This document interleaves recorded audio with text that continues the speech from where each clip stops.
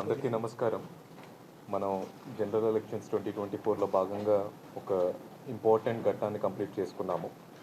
Nominations ప్రక్రియ, అలాగే withdrawal, అలాగే లిస్ట్ ఆఫ్ కంటెస్టింగ్ క్యాండిడేట్స్ ప్రిపరేషన్‌లో మనకు 6 అసెంబ్లీ కాన్స్టిట్యుయెన్సీల్లో, పార్లమెంట్ కాన్స్టిట్యుయెన్సీలో ఎటువంటి ఇన్సిడెంట్స్ లేకుండా పీస్‌ఫుల్‌గా మనం నామినేషన్స్ యాక్టివిటీని కంప్లీట్ చేసుకున్నాము. దీనిలో భాగంగా రాజంపేట పార్లమెంట్లో మనకు 18 మంది అభ్యర్థులు, అలాగే రాజంపేట అసెంబ్లీలో 12 మంది, కోడూరులో 15 మంది, రాయచోట్లో 15 మంది, తంబాలపల్లిలో 11 మంది, పీలేరులో 12 మంది, మదనపల్లిలో 15 మెంబర్స్ కంటెస్టింగ్ క్యాండిడేట్స్ మనకు ఫైనలైజ్ అయ్యారు. ఈ కంటెస్టింగ్ క్యాండిడేట్స్ని బేస్ చేసుకొని మనం బ్యాలెట్ పేపర్స్ని ప్రిపేర్ చేయడం, పోస్టల్ బ్యాలెట్ ప్రిపేర్ చేయడం, ఈ యాక్టివిటీ మొత్తం ఆల్రెడీ స్టార్ట్ అయింది. దానికి సంబంధించిన కార్యక్రమాలన్నింటినీ కూడా టేకప్ చేయడం జరుగుతుంది. నా ఈ క్యాండిడేట్స్కి ఇమీడియట్గా మనం కొన్ని మ్యాండేటరీ ట్రైనింగ్స్, ఎలా ఎక్స్పెండిచర్ మానిటరింగ్ చేయాలి, మన గవర్నమెంట్ తరపు నుంచి ఎటువంటి గైడ్ లైన్స్ ఉన్నాయి, మోడల్ కోడ్ ఆఫ్ కండక్ట్ సంబంధించి ఎటువంటి గైడ్ లైన్స్ ఉన్నాయి, వీటన్నిటిని తెలియజేయడం జరుగుతుంది. అలాగే వాళ్ళ ఏ కాన్స్టిట్యున్సీలో వాళ్ళు కంటెస్ట్ చేస్తున్నారో ఆ కాన్స్టిట్యున్సీకి సంబంధించిన electoral roll, list of polling stations, అలాగే మనకు క్రిటికల్ పోలింగ్ స్టేషన్స్, అక్కడ తీసుకుంటున్న జాగ్రత్తలు, ఇలాంటి ఇంపార్టెంట్ డీటెయిల్స్ అన్నింటినీ కూడా వాళ్ళకి షేర్ చేయడం జరుగుతుంది. అలాగే మనకు మీ అందరికీ ఇంతకుముందే మనం ఇన్ఫామ్ చేశాము, observers election commission of India నుంచి ఆల్రెడీ మన జిల్లాకు చేరుకోవడం జరిగింది.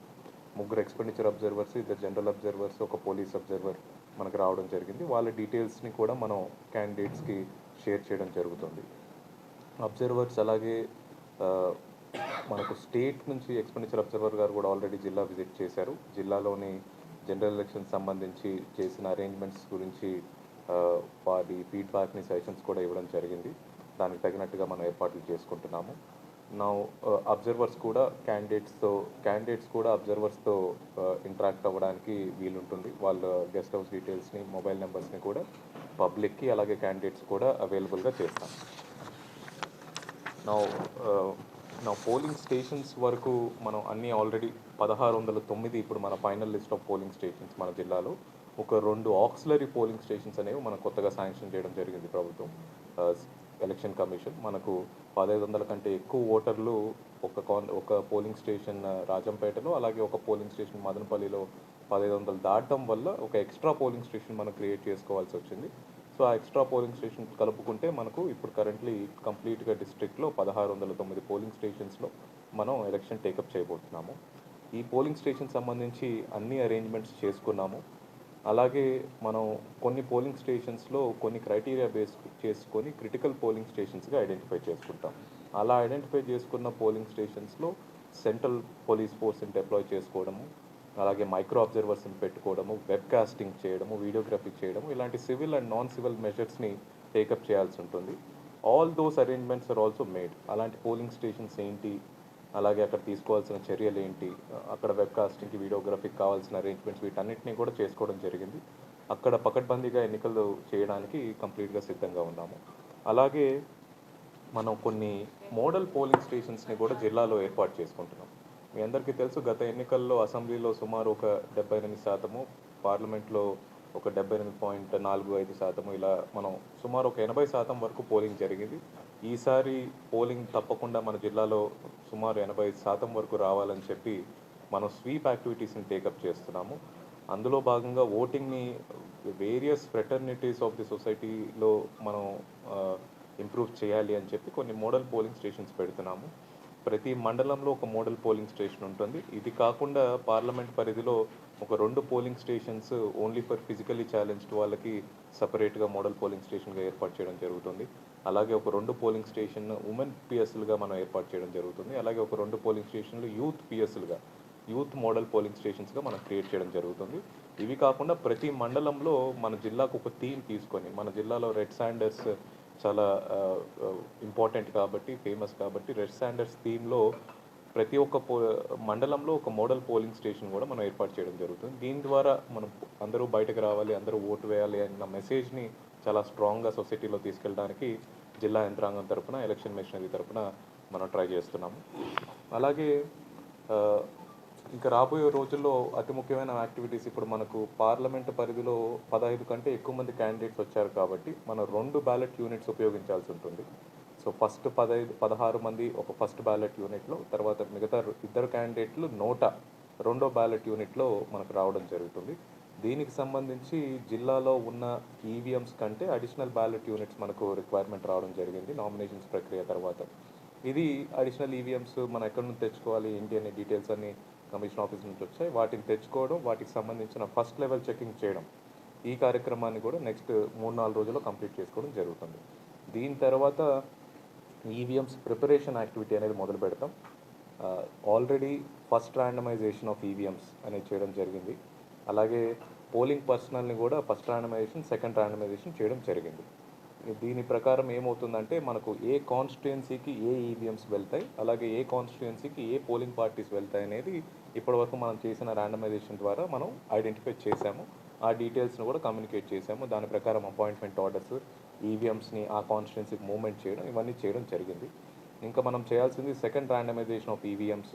ఈ ఈవీఎంస్ మనకు కావాల్సిన బ్యాలెట్ యూనిట్స్ అన్ని అడిషనల్ రిక్వైర్మెంట్ ఏది ఉందో అది కూడా మనం తెచ్చుకున్న తర్వాత ఈ సెకండ్ ర్యాండమైజేషన్ ఆఫ్ ఈవీఎంస్ అనేది మనం టేకప్ చేస్తాం. అలాగే third randomisation of polling personnel, ఇది జస్ట్ ఒక రోజు ముందు ఏవైతే పోల్ పార్టీస్ని మనం కాన్స్టిట్యుయెన్సీకి అలాట్ చేశామో ఆ పోల్ పార్టీని పోలింగ్ స్టేషన్కి మ్యాప్ చేసే ప్రక్రియ అనేది కేవలం డిస్ట్రిబ్యూషన్కి ఒక రోజు ముందు జరుగుతుంది. అది కూడా మనం మే 11వ తారీఖున ఆ యాక్టివిటీని టేకప్ చేసి జస్ట్ కేవలం ఒక రోజు ముందు మాత్రమే ఏ పోలింగ్ స్టేషన్లో ఏ పోలింగ్ పర్సన్ పనిచేస్తాడనేది మనం తెలియజేసే అవకాశం ఉంటుంది. ఈ కార్యక్రమాలన్నింటినీ కూడా టేకప్ చేస్తాము. ఈ కమిషనింగ్ యాక్టివిటీ అనేది కాన్స్టిట్యుయెన్సీ లెవెల్లో ఐడెంటిఫైడ్ స్ట్రాంగ్ రూమ్స్ ఎక్కడైతే ఉన్నాయో అక్కడే కమిషనింగ్ హాల్స్ అన్ని పెట్టి అక్కడ చేయడం జరుగుతుంది.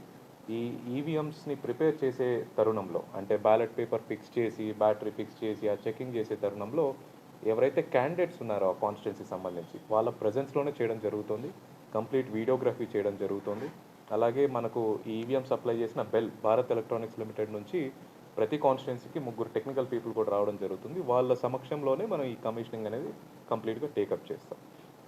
ఇది కాకుండా రాబోయే రోజుల్లో అతి ముఖ్యమైన కార్యక్రమం ఈ పోస్టల్ బ్యాలెట్ ఫెసిలిటేషన్.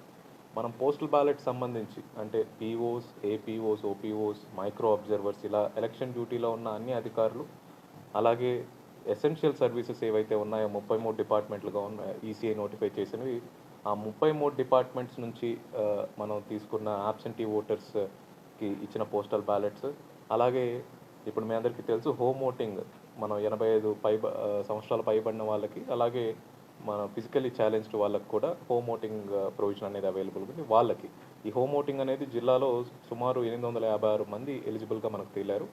అలాగే పోస్టల్ బ్యాలెట్ సుమారు ఒక 12 నుంచి 15 వేల మందికి ఫామ్ 12 మనం ఇవ్వడం జరిగింది. వీళ్ళందరికీ కూడా మనం పోస్టల్ బ్యాలెట్ ఫెసిలిటేషన్ అనేది రాబోయే వారం రోజుల్లో టేకప్ చేస్తాం.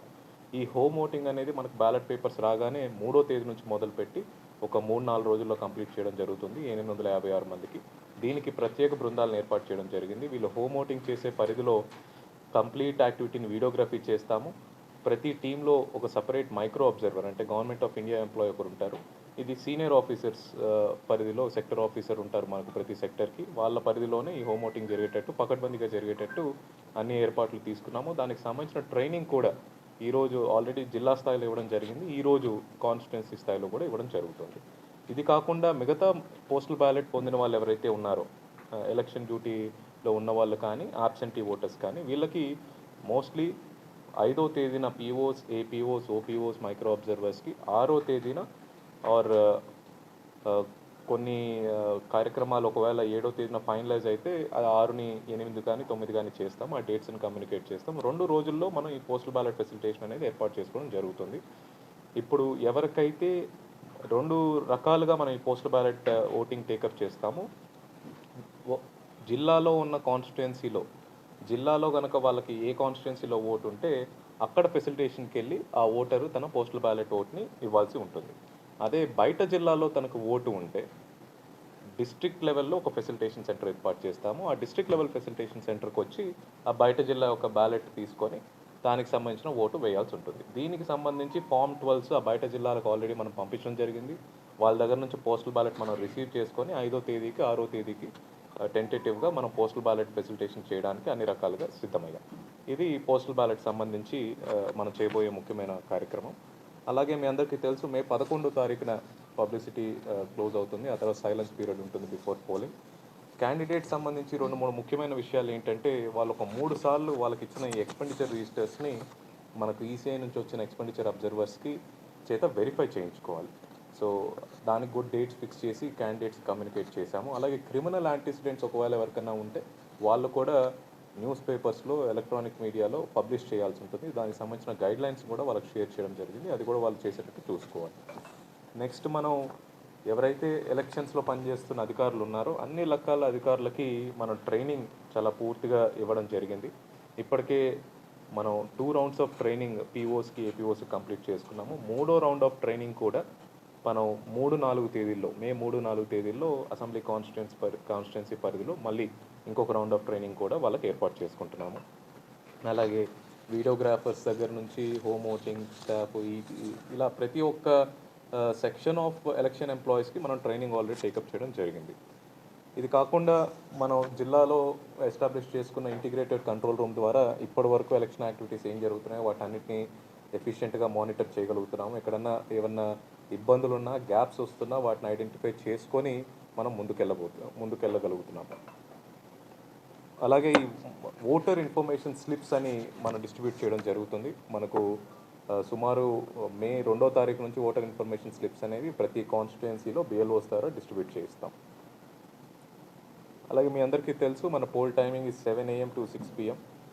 ప్రతి ఒక్కరూ మీ అందరి ద్వారా, మీడియా ద్వారా మన జిల్లా ప్రజలందరికీ రిక్వెస్ట్ ఏంటంటే లాస్ట్ అవర్ వరకు వెయిట్ చేయకుండా మీకు పొద్దున 7 గంటల నుంచి ఓటింగ్ అవైల్ చేయడానికి అవకాశం ఉంటుంది కాబట్టి ఎర్లీ అవర్స్లోనే ఎస్పెషలీ మధ్యాహ్నం టైంలో ఇప్పుడు ఉన్న హీట్ వేవ్ కండిషన్స్ దృష్ట్యా మిట్ట మధ్యాహ్నము పీక్ టైంలో కాకుండా ఎర్లీ అవర్స్లోనే మీరు ఓటింగ్ సదుపాయాన్ని ఉపయోగించుకోవాల్సిందిగా అభ్యర్థన చేస్తున్నాము.